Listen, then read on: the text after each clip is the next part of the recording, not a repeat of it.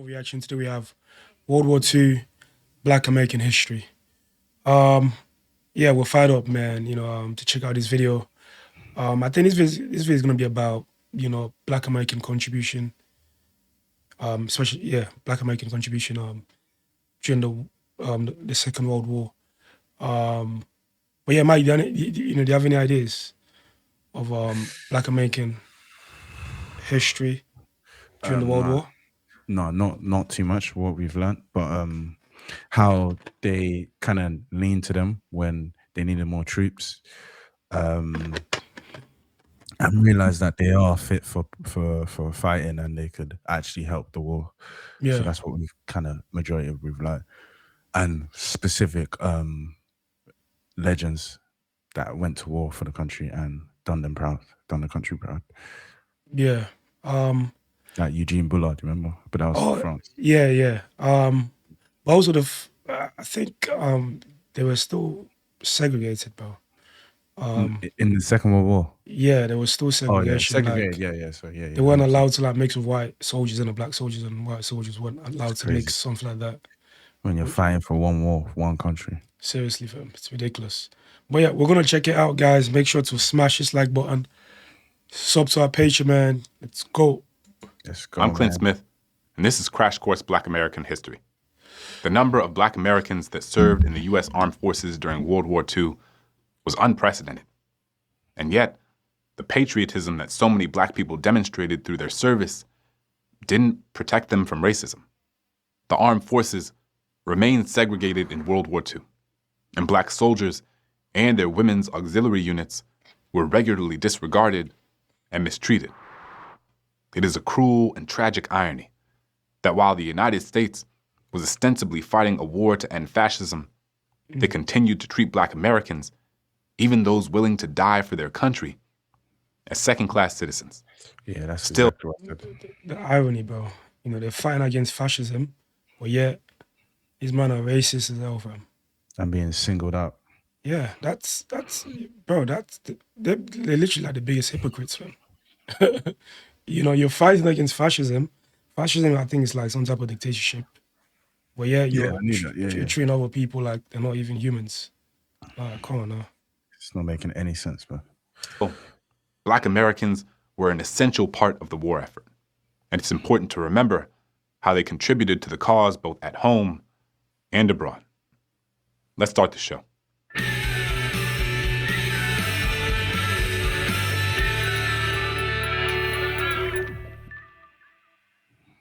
In 1940, there were less than 10,000 Black members of the U.S. Armed Forces. But by the end of the war, that figure had risen to 1.2 million, and over 2.5 million had registered for the draft. Still, despite this rapid growth, segregation limited the nature of the duties Black soldiers were assigned to and restricted the possibility for upward mobility.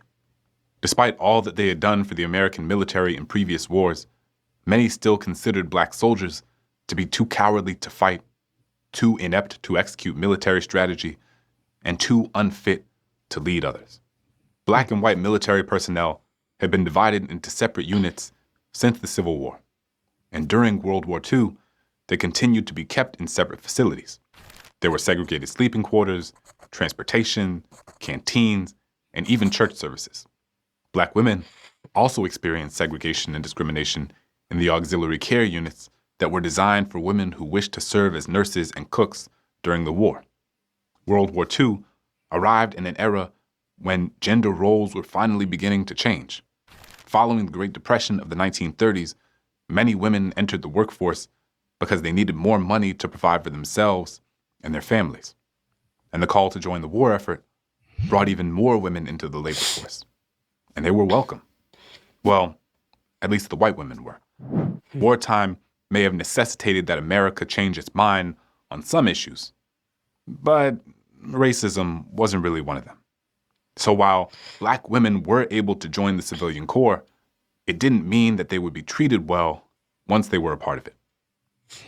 There were organizations designed for each branch of the military that promised career opportunities for women who joined the war effort, including the Women's Army Corps, Women Accepted for Volunteer Emergency Services, and women's Air Force service pilots.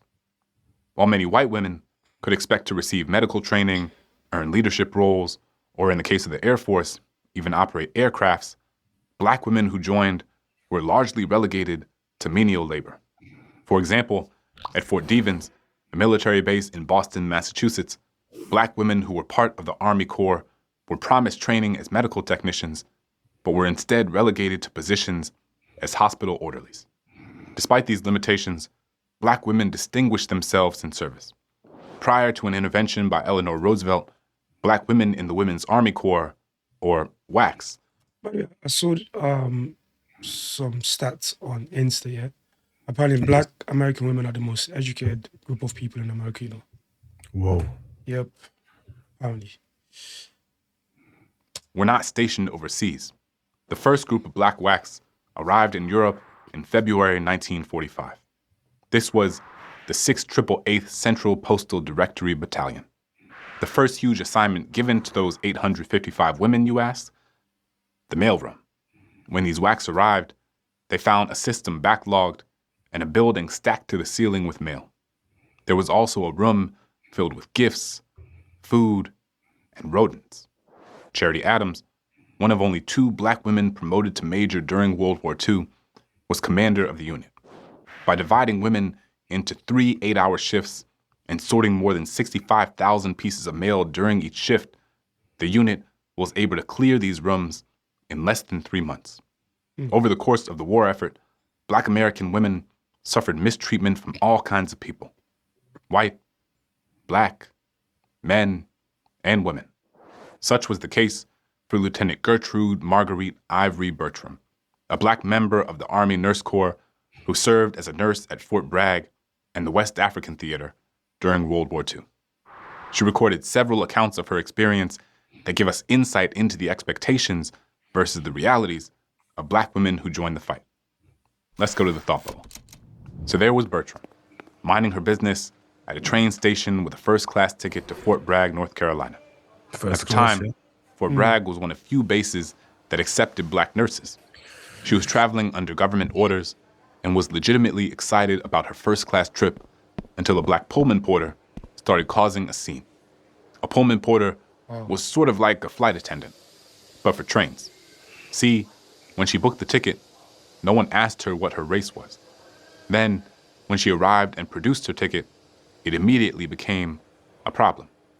The porter told her that she was causing trouble and said to her face, "Girl, you are out of your place."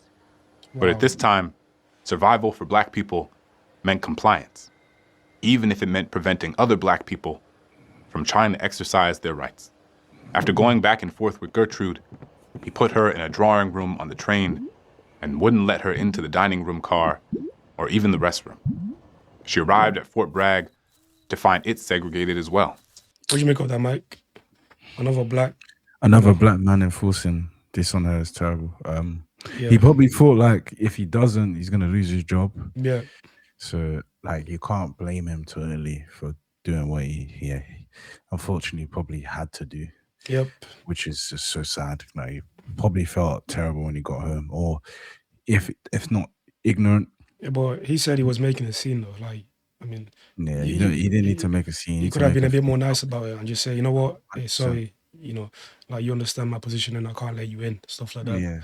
You know, but the fact that he was making a scene, you know, one thing I've noticed here, Mike, sometimes even your own Black people are racist, bro. Like, no, he's probably jealous of her. Well, I'm not saying him in particular, but like, I'm talking about Black people in general. He like, could have potentially just been jealous, right? Yeah. You know, even on our channel, Mike, we get it from other Black people out there hating on our channel. I'm talking about, why are you making this content? Why are you reacting to Black American stuff? Like, bro, we can react to whatever we want. You know, what's the issue? Like, if you don't like our content, you don't have to be here. You don't have to watch as well, for sure. Exactly. I don't know what the hate is about. Like, we are just 2 young men making content, man. What's the problem? Trying to grind it out. Yeah, like, even if you don't agree with what we're saying sometimes, you know, you can be respectful and just say, you know what, I disagree, and offer some constructive criticism. But you don't have to be rude and be disrespectful. You know, we've never been disrespectful to any of our videos, innit, Mike? Like, I can't remember the last time we said anything disgusting or like disrespectful. So yeah. She later recounted a moment in which she collapsed trying to make it up a hill one night when it was too dark to see. 2 white nurses grabbed her on each side to pull her up, but when they reached the top of the hill and the moonlight revealed her skin color, they dropped her back on the ground. Thanks, Thought Bubble. It was initially difficult for Bertram to wrap her head around these early experiences. She struggled to reconcile the dignity and respect she'd earned during nursing school and the humiliation she experienced when she joined the war effort. She understood that the white women who helped her could have been ostracized by others for helping her, and she also understood that the Pullman porter could have lost his job for allowing her to sit in first class. Exactly, Mike, you said it. Exactly. That the Pullman porter could have lost his job for allowing her to sit in first class. But who was there to have empathy for her? Bertram's experiences highlight only a fraction of what Black men and women went through during the war. Still, they offer a picture of how truly extraordinary it was for those who were able to excel amid incessant discrimination. All Black or predominantly Black units, like the 320th Anti-Aircraft Barrage Balloon Battalion or the 761st Tank Battalion, became shining emblems of Black resilience and triumph. These battalions bulldozed their way through the hate in Europe from both their adversaries and their allies, and emerged as formidable and honorable soldiers. The only all-Black divisions to fight in both World War I and World War II were the 92nd Infantry Division and the 370th Infantry Regiment. The 92nd Infantry Division, referred to as the Black Unit, was comprised of approximately 15,000 men and commanding officers. The 370th Infantry Regiment was called the Black Devils and had the coveted distinction of being the only Black regiment to have all Black officers. And then there was the Tuskegee Airmen, affectionately known as the Red Tails. They got their nickname when they became members of the 332nd Fighter Group. These pilots flew P-51 Mustangs to escort bomber pilots into enemy territory. The airmen's highly lauded performances stood out and contributed to a growing sense that Black people should be fully integrated members of the U.S. Armed Forces. This group was formed in 1941 and it was based in Tuskegee, Alabama. After extensive training on the local Army airfield, college students who matriculated through this program became the first Black military aviators in the U.S. Army Air Corps, which would later become the Air Force. Besides pilots, the program also produced navigators, bombardiers, aircraft mechanics, and more. During their time of service, these men flew more than 15,000 missions in Europe and North Africa during World War II. By the war's end... You know what I'm saying? Yeah, go on. Fam, this video just highlights the fact that Black Americans played a pivotal role in That's exactly what I was going to say. In shaping America to the country that it is today, fam. Like, Black Americans don't get enough credit, bro. Like, they always think, a lot of people like to think that America was built by Europeans, by white people. But like, bro, Black Americans as well. They like to downplay it, bro. Yeah, they were very important, man. But yeah, go on, Mike. No, that's exactly what I was going to say. You're good. Okay, cool. They'd earned more than 150 distinguished flying crosses. While these remarkable Black contributions on the war front were an important step to post-war military integration, there was still a lot more work to be done on the home front. Seasoned labor organizer and socialist A. Philip Randolph proposed a March on Washington in 1941 that would change the entire trajectory of treatment of African Americans. No, I'm not talking about the March on Washington pulled off by Randolph, Bayard Rustin, and Dr. Martin Luther King over 20 years later. This March on Washington was more of a movement because, in the end, the march itself didn't actually have to happen. Well, not yet anyway. The March on Washington movement was the most militant Black political operation in the early 1940s. It was created to call out segregation in the armed forces and demand President Franklin D. Roosevelt's administration treat Black soldiers fairly. We'll learn more about this in an upcoming episode. But through his rallying and petitioning, Randolph made his plans to march on the Capitol public knowledge. As plans for the march raised concerns for race relations, it caught President Roosevelt's attention. On June 25, 1941, he signed Executive Order 8802, which prohibited, quote, discrimination in the employment of workers in defense industries or government because of race, creed, color, or national origin. The Roosevelt administration also brought forth the Fair Employment Practices Commission to address workplace discrimination. I've heard some good things about FDR, because I think he was a president during the Great Depression, and he did a very good job, through that period. You know about the Great Depression, right, Mike? Oh yeah, of course. Yeah. So FDR apparently was very important for America during that period. Yeah. Another crusade Black people took up during the 1940s was the Double V campaign, led by James G. Thompson. This newspaper marketing campaign was meant to remind Americans that while there was fighting against fascism going on abroad, there was a lot of work to do in the fight against racism here at home. From being stuffed in mailrooms to do menial work to facing Jim Crow thousands of miles from home, Black men and women faced ongoing discrimination and mistreatment while continuing to exceed the expectations of their compatriots over and over again. Take the Tuskegee Airmen, for example. When stationed in Sicily in 1944, they were forced to operate second-hand P-40 airplanes that were much slower than their German counterparts. But when moved to Italy and given the opportunity, they shot down 12 German bombers in 2 days in those exact same second-hand planes. As has been the case in wars throughout American history, without the contributions of Black soldiers and civilians, the outcome of the war may have looked very different.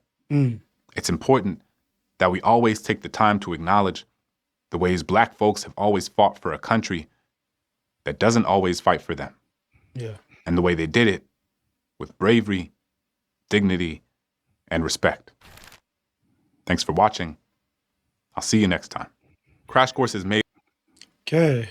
Great video, man. Great vid, honestly. Yeah. Very informational. Yeah. Liked it, man. For sure. What's your takeaway? That Black Americans need more credit for what they've done, man. Yeah. They fought for the country, and like you said, you started well. Like they were fighting for a country that weren't even respecting them and fighting for freedom from the Germans, but they weren't even treating them. They were treating them like second-class citizens. So Yeah. it's intriguing, man. So they always deserve the respect that they. Yeah, for sure. They need, man. Yeah, literally. Yeah. My take is very similar to Mike as well. Black Americans deserve lots of respect. They helped build America, man. It's not just the white Americans or the Europeans. Black Americans as well helped. I heard they were, a lot of them worked in the railroads, in building the infrastructures. So they deserve full credit, full respect. But yeah, let us know your thoughts in the comments below, man. Don't forget to like, comment, and subscribe.